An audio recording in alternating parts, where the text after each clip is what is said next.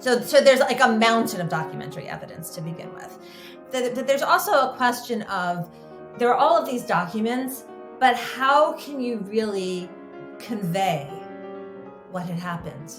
How can you really convey what had happened? And so witnesses are brought in, but it's also decided to use film evidence. And part of why they have this film evidence is because there had been cameramen that had been embedded with troops, right, during the war.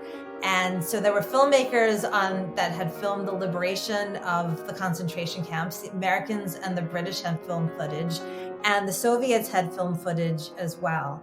So the U.S. presents the first film. They present it pretty early on. The trial starts on November 20th. And on November 29th, the U.S. prosecution presents a film about the Nazi concentration camps in the zones that had been liberated by Western forces, places like Bergen-Belsen and Buchenwald. And it's incredibly powerful for those in the courtroom to actually visualize, to see what this looked like. Because again, there are some things that you can't convey in the documents the same way that you can with images. I'm Bryce Klehm, and this is the Lawfare Podcast, November 26th, 2021. Last month marked the 75th anniversary of the end of the Nuremberg Trials. To better understand the trials and their legacy, I sat down with Francine Hirsch, Distinguished Professor of History at the University of Wisconsin-Madison. Hirsch is the author of the new book, Soviet Judgment at Nuremberg, A New History of the International Military Tribunal After World War II. We covered a range of topics, including the Nuremberg trial from the Soviet perspective and the trial's legacy 75 years later. It's the Lawfare Podcast, Friday, November 26th, The Soviet Perspective on the Nuremberg Trials. Let's jump right into it. Why did you decide to write a book on the Soviet contribution to the Nuremberg trials? So first of all, my book is about the first of the Nuremberg trials, right? And that was the only four-power one. That was the Nuremberg trials that took place from November 1945 to October 1946 at the Palace of Justice in occupied Germany. And in some ways, the book, the projects, I think, like for many people working on a new project, it kind of had a serendipitous start. That I had discovered that the filmmaker Roman Karman, who was someone that I had been interested in, that he had been at the Nuremberg trials, filmed the Nuremberg trials. I discovered his documentary film about it. And I also had discovered that the Soviet lawyer, Aaron Traynor, who's also someone I had been interested in from an earlier project, had been at Nuremberg as well. And all of this sparked my curiosity because I really didn't know very much about the role of the Soviet Union at Nuremberg. I had really, I'd seen the films, read the memoirs, and a lot of the time we really get this version of this like American story. And I realized like how little was actually known. So that's what got me going with it. But it was really my first visit to the Moscow archives in the summer of 2005 that was at that point I was sure that this is what I wanted to work on because the archival materials were absolutely fascinating. So for some of our listeners who might not be fully up on their Nuremberg history, I was wondering if you could just give us sort of an overview. Why did the four powers decide to even hold a trial, and who was on trial? Right. So this, of course, is the Nuremberg trials take place in the wake of the Second World War. The United States, Great Britain, France, and the Soviet Union, the four major Allied powers, they tried 22 former Nazi leaders, people like Hermann Goering, Rudolf Hess, Joachim von Ribbentrop, Wilhelm Keitel, and they tried them for conspiracy, crimes against peace, war crimes, and crimes against humanity. They also tried 6 Nazi organizations, including the Gestapo and the SS. And just to be clear from the start, that this is a trial just of the European Axis powers. And so those are the ones who were on trial. And in terms of why they decided to hold a trial, this is, for me, was a really interesting part of my research, was coming to understand just how important the Soviet Union was for making the Nuremberg trials happen. In the middle of the war, really in the darkest days of the war, when victory is not yet in sight, the Soviets were out there pushing for what they called at the time a special international tribunal. And they were motivated by really the devastation of the German occupation of their country, and also by thoughts of reparations. It was in October 1942 that Soviet Foreign Minister Vyacheslav Molotov called for this tribunal and invited all interested governments to cooperate. And he says we should cooperate in bringing Hitler, Goering, Hess, and other Nazi leaders to justice. And the Americans and the British at the time were pretty slow to come on board. The British argued that Nazi crimes were far too serious for a trial, and if anything were to be done after the war, that it should be some kind of punishment by executive decree. And the Americans, remember, this is during the war, they were worried about reprisals against Allied prisoners of war. So it's really towards the end of the war, when victory is in sight, that the Americans and eventually the British come around to the idea, and then France is brought on board as well. And then once plans are made, then the different powers involved have different ideas about what Nuremberg should look like and different aspirations for really what the trial should be about. I mean, they're all clear that they want a trial, they want to bring the Nazi war criminals to justice. But in terms of what that should look like, that's where they differ. Let's jump into the Soviet delegation. Who was in that delegation, and what had their background been within the Soviet Union and the broader Soviet government? Yeah, I love talking about the members of the Soviet delegation to Nuremberg, in part because in so many of the wonderful films and memoirs that we have, we don't really have much attention to them at all. And so when we talk about the Soviet delegation, we're in part talking about the Soviet legal team. We're talking about the prosecutors, like Soviet Chief Prosecutor Roman Rudenko. We're talking about the Soviet judge, Yona Nikitchenko, and their assistant prosecutors and the alternate judge at all. And one of the things that I think it's really important to keep in mind about the members of the Soviet delegation is that they were practically all of them involved in one way or another in the Soviet Union's show trials of the 1930s, including the Moscow trials of 1936 to 1938. And these were trials that Stalin had used in the 1930s to take down his political enemies. So the fact that Stalin, when putting together a delegation for Nuremberg, decided to send people with this kind of show trial experience, who were very good at public speeches, who were very good at a certain kind of propaganda, I think this gives us a sense of what Stalin had in mind. The press corps, though, it also included amazingly talented writers, filmmakers, artists from the Soviet Union, people like the political cartoonist Boris Efimov, the playwright Vyacheslav Vishnevsky, the filmmaker Roman Karman. And I was very interested in their stories as well. In the research that I did in the Moscow archives, and I got to look at diaries and letters and just have a sense of what their experiences of Nuremberg were like. The delegation also included translators, interpreters, typists, stenographers, and also secret police agents who are really important to the Soviet team.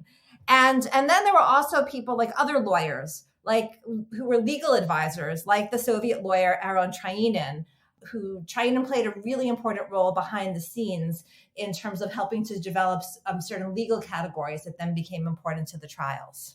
One more thing I'll add as well, because we have the Soviet delegation that's in Nuremberg, but there's also a secret Soviet team back in Moscow. In fact, Stalin had put together two secret commissions whose job it was to kind of keep tabs on the Soviet delegation in Nuremberg and try to influence things from afar. And one of the main Soviet Nuremberg commissions, the secret commission, was led by Andrei Vyshinsky, who was the Soviet Union's deputy foreign minister at the time, but who also had been the Soviet Union's procurator general in the 1930s and who had prosecuted the Moscow trials. So that I think is key as well in terms of, again, getting a sense of who the Soviets sent, what their experiences were, and what Stalin's understanding was for what this trial would be like. So before we jump into, I want to talk about Aaron Traynor's contribution to international law scholarship. Before we get into that, I want to touch on something you just said, which was how focused Stalin was on these trials. Why was that? Why was he so focused on this? Well, Stalin was focused on a lot of things, right?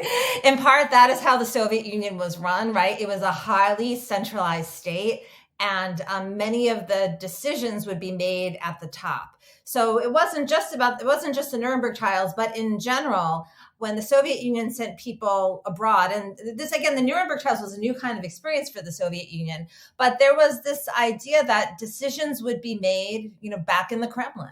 And so the Soviet delegation is sending back a constant flow of information and stalling on making decisions in Nuremberg until it gets approval. And so the Soviets are sending back through secret channels, actually usually via Berlin, right? And then to Moscow, all kinds of information. Wyszynski gets it, circulates it among the other members of that secret commission. And then it goes further up the chain of command to Molotov, the foreign minister, and sometimes to Stalin himself. And so Stalin is keeping a very close eye on things and was involved from the trial really all the way through. Let's talk about Aaron Traynon's contribution to the international law scholarship at that point. What was his main contribution to the Nuremberg trials? Right. So I talk in the law quite a bit in the book about Aaron Traynon, who was a Soviet lawyer, a Jewish lawyer. He was from Vitebsk in the Pale of Settlement. Traynon got a law degree at Moscow University before the revolution. And then after 1917, he never joins the Communist Party, but he's very concerned about social justice. And he actually loyally serves the Bolsheviks. He believes with some of their ideals. And he got to know in the 1920s and the 1930s, Andrei Wyszynski, because Wyszynski had also for a time been at Moscow University. And Wyszynski asked Traynon to kind of in the 1930s to think about questions of international law. And so Traynor really reinvents himself as an international law expert. And during the war, early in the war, as a member of the Soviet Union's Institute of Law, Traynon helps prepare a report for the Soviet Union's Ministry of Foreign Affairs on the question of reparations. Like, what does international law have to say about reparations? And also they ask him to study the question of, like, what is the criminal responsibility of the leaders of a state for war crimes? And so Traynor writes a really interesting report that I got to read drafts of in the archives.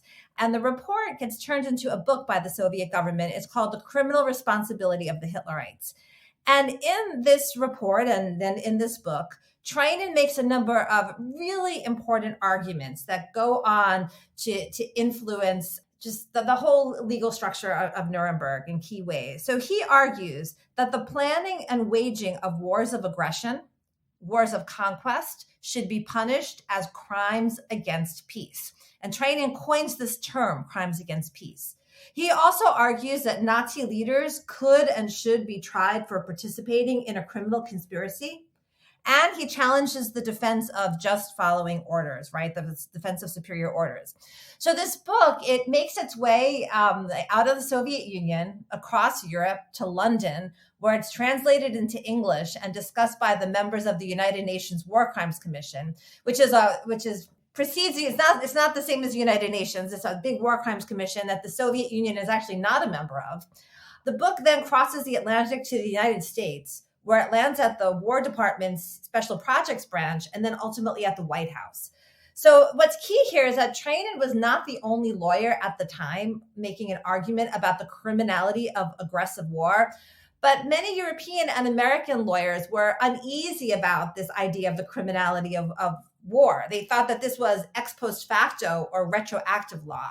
And the Soviets, they had no reservations about this. And so, eventually the Soviets end up sending Traynor as one of their two representatives to the London conference in the summer of 1945, where representatives from the Soviet Union, France, the United States, and Great Britain put together the London Agreement and the Nuremberg Charter. And this concept of crimes against peace becomes one of the three categories of crimes set out in Article 6, along with war crimes and crimes against humanity. I want to talk about the mechanics of the trial itself, and something that you illustrate in the book and speak about write about at length is that the Soviets were really short on translators. Why was that, and how did that affect their performance throughout the trial? Yeah, this ends up being a huge deal. And again, in the course of my research, it was something that surprised me at first. Just how many of these urgent telegrams are being sent back to Moscow first from London and Berlin, where they're working on key documents, and then from Nuremberg itself, with the Soviets complaining that they don't have enough translators and that they don't have enough skilled interpreters. And kind of what I sort of determined was that part of the reason for this shortage really had to do with the politics of Stalinism going back to the 1930s, right? In the 1930s, at the time of the Great Terror, at the time of the Purge trials, people with foreign language expertise and people who knew German in particular were seen as suspect. It was hard to be trained in foreign languages at that time, and people who knew them were sometimes arrested or shot. During the Nuremberg trials itself, it was difficult for the Soviets to get the NKVD, the security apparatus in the Soviet Union, to approve people who knew foreign languages for travel abroad. And so the NKVD approves some people who are actually already working with some of the defendants, with some of the prisoners of war in the Soviet Union. And so they send over some people, like for one of the defendants, like Erich Raeder, for example, there was like a translator who worked with him who then gets sent over to Nuremberg to help out. But it's hard for them to get through that screening process. And the other thing I want to say is that part of the translator and interpreter issue for the Soviets, in some ways, it also has to do with a misunderstanding, we can call it, with the United States, because initially it was understood that the United States, remember, the Nuremberg trials is being held in the U.S. zone, in the American zone of occupied Germany. And the United States is providing a lot of the technical setup for things. And the Soviets, as well as the French, thought that initially the United States was going to be supplying more translators and more interpreters than they ended up being able to do so. So the Soviets are scrambling to try to fill in the gap. The French are scrambling to fill in the gap as well, but the French are able to fill in and send more interpreters and translators more easily because they don't have the same kinds of constraints as the Soviets. It becomes a huge problem for the Soviet Union because there are so many documents. They're just not able to get through the huge piles of documents. There's also just issues because of not being able to keep up all the time, and as well with some of the translation, and not even the translation, the interpretation rather, in the courtroom, but even outside of the courtroom in some of the smaller meetings. And so that leaves them frequently a step behind. So the indictment, walk us through the charges that they sort of lay out there, and what subjects were the Soviets either trying to intentionally put in to the indictment or keep out that could have potentially sort of made them look bad? Yeah. So the indictment. So this is a huge thing. So the indictment is, when we think about the indictment for a case, right, we're thinking about all of the charges being laid out. And in this particular case, the indictment, it's a huge document. It's really the size of a novella. And it sets out the charges, and it also tells a story about the lead up to the war and the causes of the war. So the indictment, it outlines the main categories of crime. So we have, as I mentioned earlier, those crimes set out in Article 6, which, crimes against peace, war crimes, and crimes against humanity. Conspiracy is also added into the indictment. The Americans push for that. And the conspiracy charge is set out as charge number 1. So there's 4 main categories of charges. So it lays out the main charges, and then lots of like sub crimes under each crime, and again this story of what had happened. This becomes really important, and then not just for the Soviets really, but for all of the countries of the prosecution, because a question that everybody has is what caused the war and what could have been done to stop the war. And so questions rise about just the Molotov-Ribbentrop Pact, right? This is the Soviet-German non-aggression pact of August 1939. And how much did Stalin's pact with Hitler, and we're not even talking about the secret protocols here, we're just even right now talking about the non-aggression pact. How much did the non-aggression pact pave the way for the invasion of Poland, right? But it's not just the Soviets who are concerned. The British and the French are sensitive about the Munich Pact of September 1938, which their countries had signed with Nazi Germany and Italy, in which they kind of turned their back on Czechoslovakia in an effort to avoid war. And so that comes up as well, right? How should that be talked about? What should the language be? How should those things be described? The big issue, though, in the indictment, and the thing that casts a shadow, I think, over the rest of the Nuremberg trials is the question of Katyn, the Katyn Massacre. The Katyn Massacre of thousands of Polish prisoners of war or officers in the Katyn forest outside of Smolensk. Now, this is a crime that we now know that the Soviets had committed. It was a Soviet atrocity. But the Soviets tried to use Nuremberg and tried to use the indictment to blame this definitively on the Germans, on the German war criminals, on the Nazis. And so the Soviets insist on including Katyn in the indictment as a German war crime. And this becomes a huge thing. And so there's lots of questions about this too, about like who knew what at the time, who knew who was guilty for what. And it's not even clear that all of the members of the Soviet delegation really understood that the Soviets were guilty of Katyn. And it's not clear fully at what point the members of the US and British and French delegations had all of the information either. But the British and the Americans and the French, they have their suspicions that maybe this wasn't something that the Nazis were guilty of. And so they try to convince the Soviets, they try to convince Roman Rudenko, the prosecutor who's involved in these negotiations, to not push to include Katyn in this. And Rudenko says, I have to include this in this. This is, my hands are tied. If you don't want to include Katyn, then I'm going to have to go back to Moscow and talk to Stalin about this. And this is going to hold things up for a couple of weeks. And so the prosecutors, all of the countries, they eventually agree to let Katyn go into the indictment. It's listed as a German war crime. And this, it keeps coming back. It keeps coming back. And more information then comes out that it's probably the Soviets who are, in fact, we know that they were definitely, but this is at the time, that it's probably them who are, in fact, responsible for it.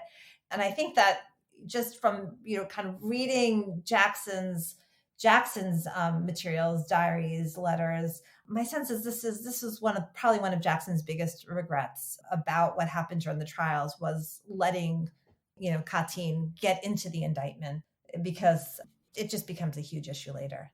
Right, and you're talking about Justice Robert Jackson, who was the lead U.S. prosecutor. Yeah, Robert H. Jackson. And that's a good segue to my next question for you, which you write that Justice Jackson wanted to bring American ideas about justice to post-war Europe.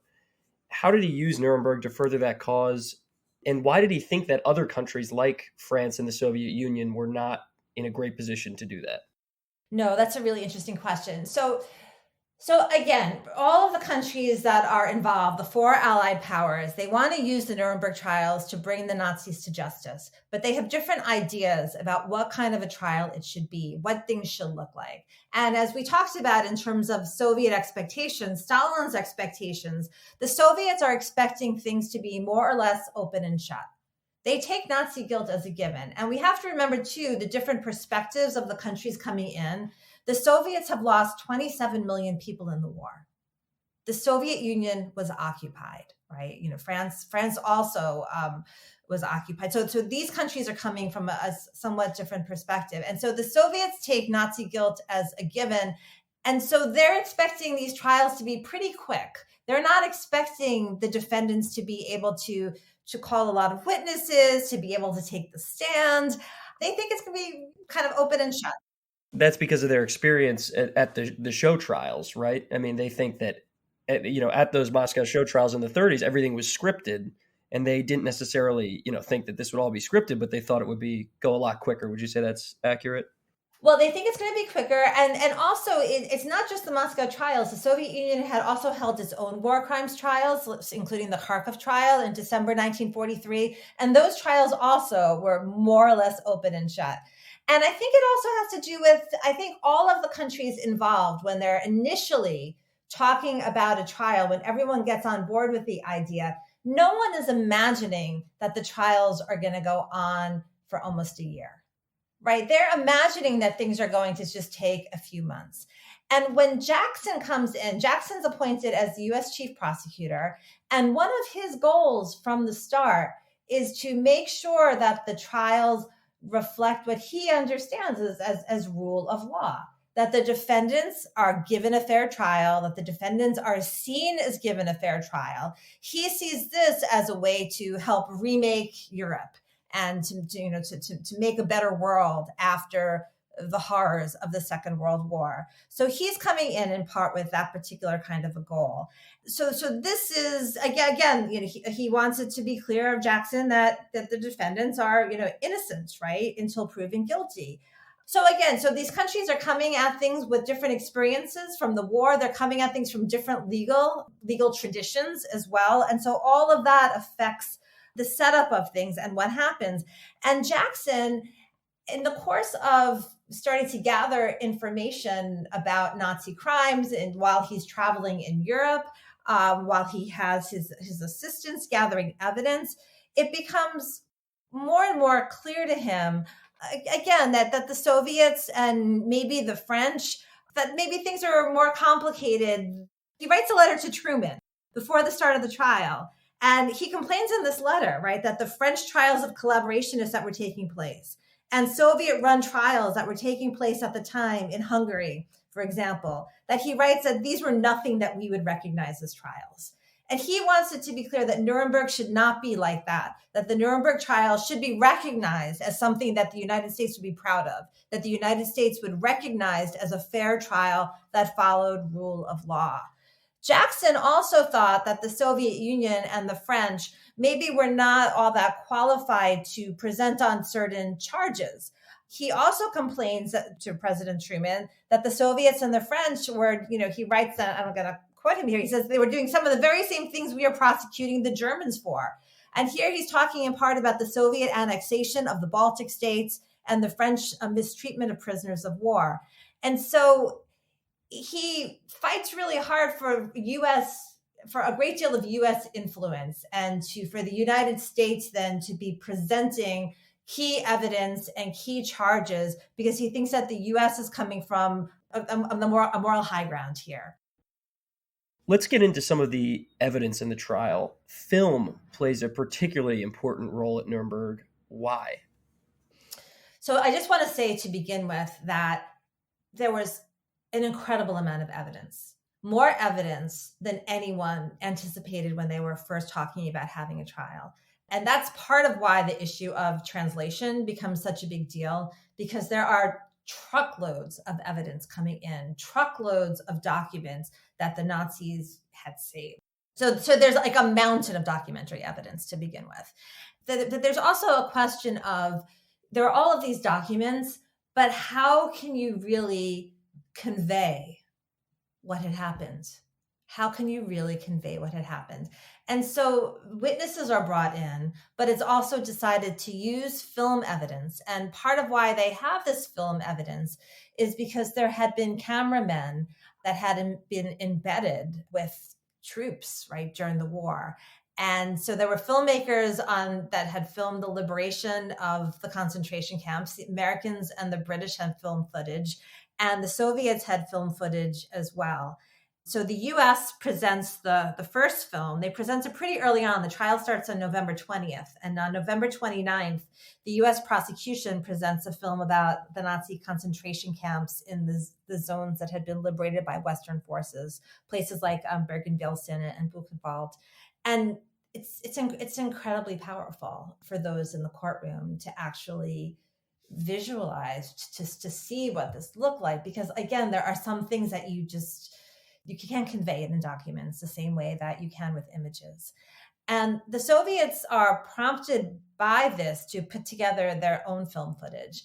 And they put together 3 films. And I mentioned Roman Karman, who is a Soviet filmmaker who is at Nuremberg. And Karman was attached to a film studio back in Moscow that worked on these Soviet evidentiary films that are then used. There's a 30-minute film that's put together about the German destruction of culture that shows things like the shelling of palaces and museums in Leningrad. It shows the burning down of churches.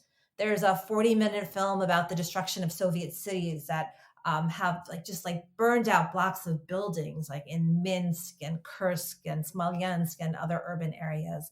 And then the most powerful, really the most horrifying Soviet film of all, is a 45-minute film of German atrocities.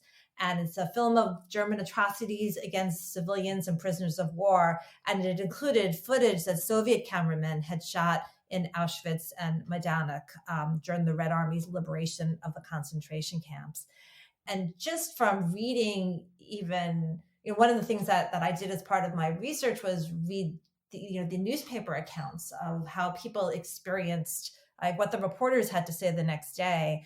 And one of the New York Times correspondents, talking about the Soviet film footage, he talks about how it had just been so disturbing that, in the courtroom, that these like war-hardened army guards, how they were like gasping just while watching this. And the other point that he makes that I think is really important is that this New York Times correspondent says that this Soviet film put to rest any idea that the stories coming out of the East, right, out of Russia and Eastern Europe about the German occupation had been overblown. And that's part of what we need to really keep in mind. Again, I mentioned the fact that the Soviets lost 27 million people. The Soviet Union, it was just destroyed by the war. And again, this was something that was hard for Americans in particular, I think, to really understand what this meant and what this looked like. And that's part of why, for the Soviets, showing these films was so important. So when each side is considering which witnesses to bring, how did they decide who to bring? I mean, there's so many people that had been witness to so many of these things that we've been talking about. Right. So witnesses, like film footage, ends up being such an important part of the Nuremberg trials, such an important part of conveying like what had happened. And so I'll talk first about the prosecution. And so I should say as well that, so the cases, remember, there's 4 counts: conspiracy, crimes against peace, war crimes, and crimes against humanity. And they divide up the case from the start. And so the different countries of the prosecution, they present in turns. And the United States goes first, presenting on the conspiracy charge. Then the British present on crimes against peace. And the Soviets and the French, they both present on war crimes and crimes against humanity, with the French focusing on Western Europe and the Soviets focusing on Eastern Europe and the Soviet Union. And so in terms of the witnesses that are brought in, they're also bringing in witnesses to talk about those particular kinds of crimes and charges. And so the Americans, when they're talking about the conspiracy, they're mostly bringing in, not fully, but for the most part, German officers. So people like the SS General Otto Ohlendorf, and people like Lehusin as well. So they bring in these people in order to talk about German war plans, in order to talk about Hitler's plans for the final solution, right? So this view of what was going on kind of from behind the scenes. And those end up being incredibly important witnesses for the case. The Soviets and the French, when they bring in their witnesses on the crimes against humanity charge in particular, they're bringing in witness survivors. And the Soviets initially, by the way, they were on the fence about bringing in witnesses. They were uncertain about whether to do so. They ultimately decide to do so, and it becomes really the most powerful part of their case. And so they bring in witnesses, the Soviets and the French, to talk about the concentration camps, to talk about the Einsatzgruppen. They bring in witnesses who can really bear witness and give meaning to the numbers. Because again, when you have these numbers of millions of people, right, what does that mean after a while? But when you have one person standing up in court and testifying on a very human, very individual level, you combine those two together, and that, I think, that gave a more powerful sense of what exactly had happened in the occupied territories. I'll mention Avraham Sutzkever, who is one of the witnesses that the Soviet prosecution brought in, whose testimony was just incredibly powerful. Sutzkever was a Yiddish poet. He and his wife Friedke had been interned in the ghetto in Vilna. They escaped and joined the partisans, and the Soviets actually staged a rescue operation to get them out, because Sutzkever's poems had been smuggled out, and he was really seen as just like kind of witness survivor. Anyway, at Nuremberg, he testifies about the Einsatzgruppen and just the murder, the annihilation of Jews of Vilna. But one of the most disturbing parts of his testimony as well, for people who were there at the time, again, when people talked about it afterwards, he also talks about the murder of his newborn son. And I think it's things like that just, it really just left an impact. So that's in terms of thinking about the witnesses for the prosecution. In terms of the witnesses for the defense, again, this is one of the things that took the Soviets by surprise. When the Soviets early on were pushing for a special international tribunal, when the Soviets were thinking about a trial, they were not imagining a trial in which the Nazi defendants, who they just saw as straight out guilty, in which they'd be able to call all kinds of witnesses to testify. Goering has witnesses come to testify that Goering was really a good person, right? Like high moral character and all of this. And so the defense brings in all kinds of witnesses for the defendants, but the defendants are also allowed to take the stand in their own defense. And some of them go on, for days and days and days. And this too is just something that the Soviets really had not anticipated happening. No one had really. I mean, just Goering's testimony in particular. Right. And I mean, the Soviets, as you described, were really bad at cross-examination. Why was that? Right. I also say that with Goering, like everyone was bad at cross-examination. I mean, Justice Jackson, who was decent at cross-examination, he had a really hard time with Goering as well. Goering just ran circles around him. No one was really anticipating that. But the Soviets had a hard time with cross-examination really all the way through because, again, as we talked about earlier, Soviet expectations of what this would look like, who the Soviets sent to Nuremberg. The Soviets sent to Nuremberg a chief prosecutor and assistant prosecutors who had, earned their political stripes in show trials, who were not expecting the defendants to really be offering a vigorous defense, and who were not used to the kind of thinking on your feet, right, that would happen in a Western style trial. So that's part of what the Soviets were up against. It's really interesting. One of the documents that I found in the Moscow archives was the kind of these sheets of papers that the Soviets had put together for the different defendants, where they set out the questions that the prosecutors should ask the defendants, along with the anticipated answers, right? They thought that they knew like what the defendants would say.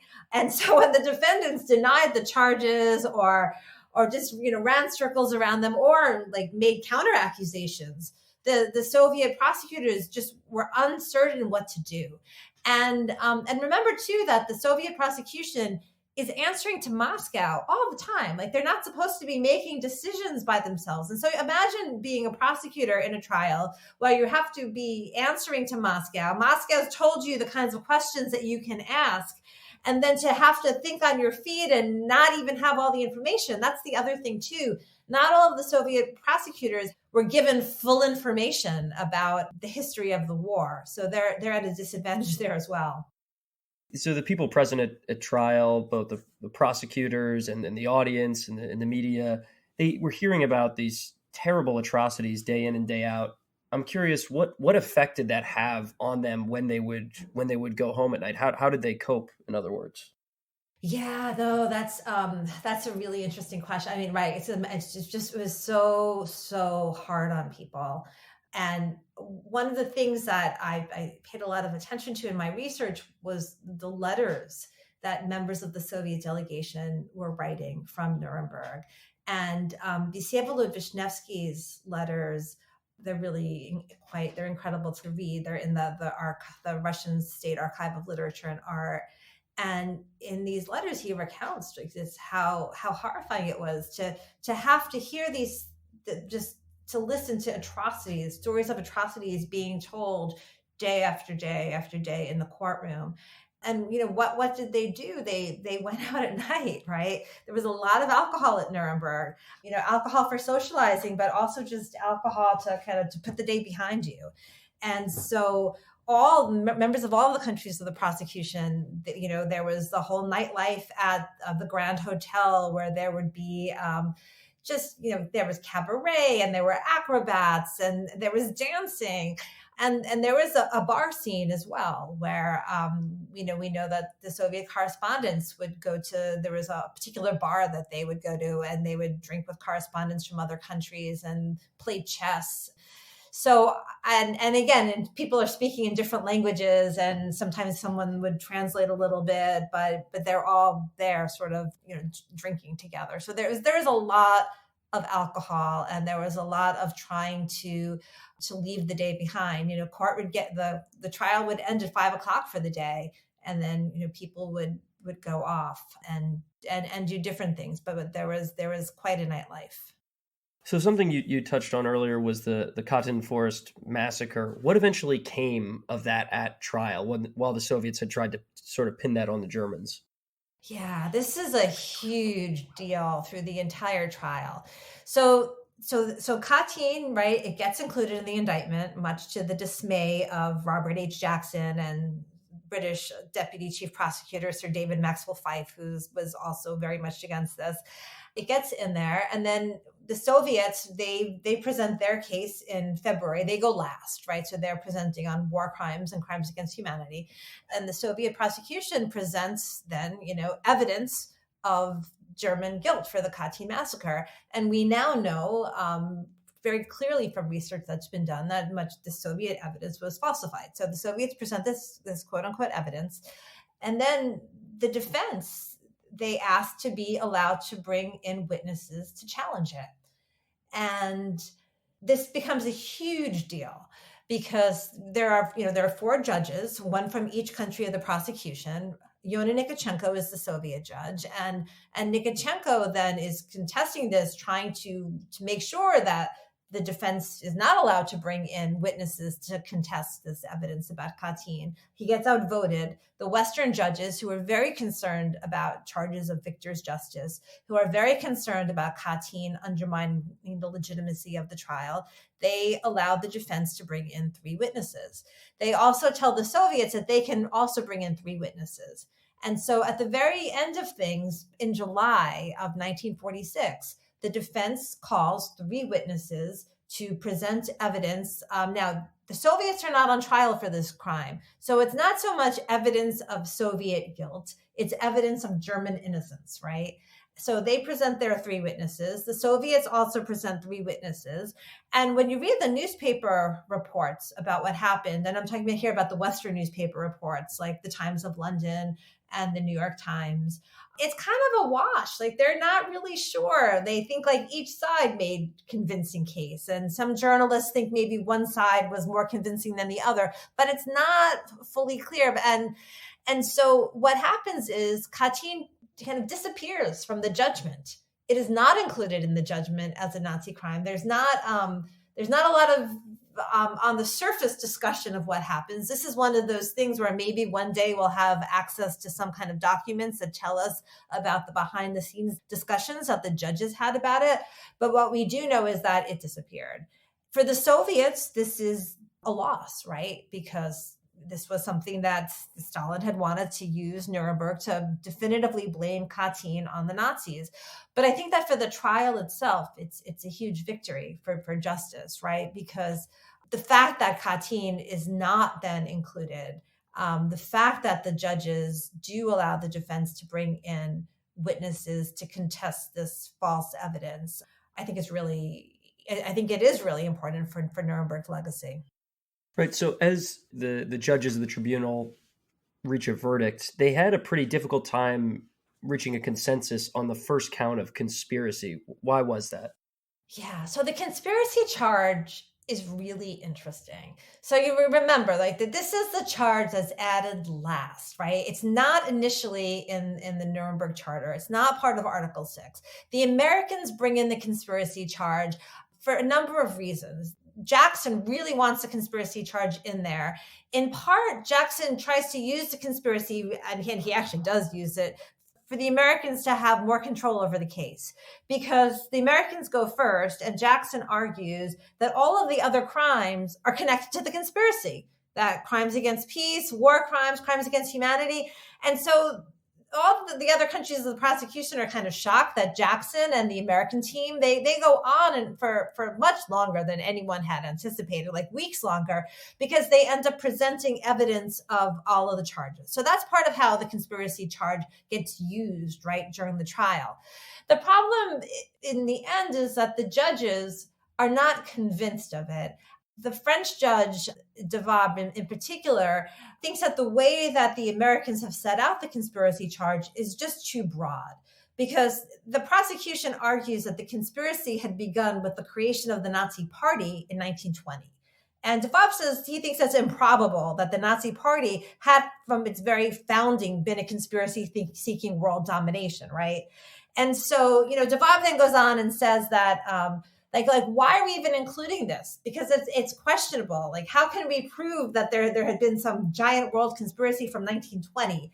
And he says, like, we don't even need this charge. There's been so much evidence of what he says, actual crimes. Like, there's so much evidence that the Nazis have committed actual crimes, right? There's so much evidence of war crimes. There's so much evidence of crimes against humanity, so much evidence of crimes against peace. Like, why bother muddying things up with the conspiracy charge? But some of the other judges, including the Soviet judge, they pushed really hard to keep the conspiracy in, and the compromise is reached. So the conspiracy is kept in, but it's narrowed. And so it's not dated back to 1920. Instead, it's dated to November 5th, 1937. Do you know why November 5th, 1937? Why is that? Hossbach Conference. Do you know what happened at the Hossbach Conference? I do not. That is when Hitler revealed to his generals his plans to invade neighboring countries. And so they say that, okay, that's when there's a clear conspiracy, November 5th, 1937. And they also narrow the conspiracy charge then to the planning and waging of aggressive war, to crimes against peace. So in the end, the judgment will only concern itself with conspiracy insofar as the conspiracy had led to the violent assault on the sovereignty of other states. And so conspiracy, it stays in there, but it's narrowed, and it's narrowed considerably. And there's another reason, though, why this then becomes a really big deal. And that has to do with crimes against humanity. Because another reason that Jackson had wanted to include conspiracy in there was because, again, he's arguing from the start that conspiracy has to do with all of the other crimes. And so it's a way of holding the Nazis accountable for crimes against humanity within Germany. Because the way that the crimes against humanity was narrowed in the Nuremberg Charter, that had been narrowed to crimes against humanity committed in connection with the war. And so part of what happens then with the narrowing of the conspiracy charge in the judgment is that also means the narrowing of crimes against humanity also then in connection with the planning and waging of war. So crimes that Germany had committed, atrocities against Jews in Germany before the start of the war, much of that does not then get prosecuted, or it's not part of the judgment, I should say. So by the end of Nuremberg, you write that the trials had become a laboratory for the articulation and development of a new language about human rights. How should we think about the legacy of the language that was developed there through the Cold War and even to today? Right. So when I talk about this laboratory for the articulation and development of a new language of human rights, I'm talking in part of what later becomes known as the Nuremberg Principles. And those are these ideas that include crimes against peace and crimes against humanity. And we're also talking about the term genocide, which also gets introduced at the Nuremberg trials. And so in the wake of Nuremberg, there's a big international discussion about these Nuremberg principles and about trying to make them into permanent international law, right? But, can you guess, what is the concern here? Why not? What is the question here? Why not do it, right? The question is state sovereignty. And so the Nuremberg trials themselves, it had been limited to European Axis crimes. Only the Nazis were on trial. So in the they could disprove like German responsibility for Katyn, but Nuremberg was not a place to prove Soviet responsibility for it, right? The Soviets were not on trial. American, British, French, right? They were not on trial for any war crimes that they had committed either, right? So it's just European Axis powers. And so then there's a question of, well, if you try to expand the Nuremberg Principles, what will happen? And there was, not surprisingly, a lot of resistance on the part of a number of states because of questions of state sovereignty. And so things ultimately fall apart, and they fall apart as well because this language of crimes against peace, crimes against humanity, it all also becomes, I guess we could say, weaponized really during the Cold War, especially with the United States and the Soviet Union accusing each other of committing crimes against humanity and crimes against peace.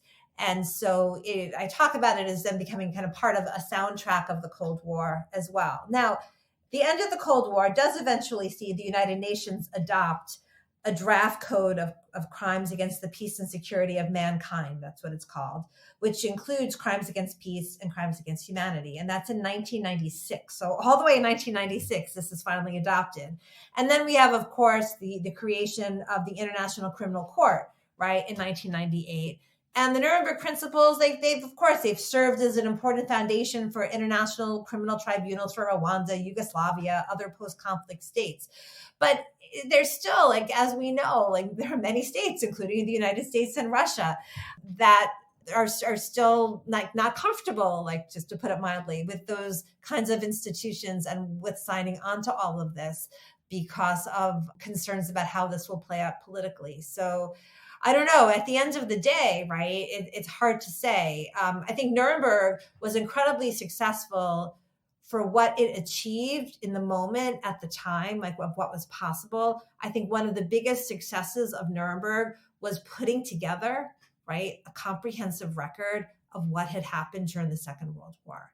I think that getting the language of crimes against peace and crimes against humanity and genocide, getting that into international discourse was really important as well. And I think even where there are these stalled efforts at the international level among institutions to make this into some kind of law with teeth, right? That language of Nuremberg, I think it at the time and to this day, I think it inspired, dissidents, protesters, civil rights organizations, right? They have this language to put forward claims for human rights.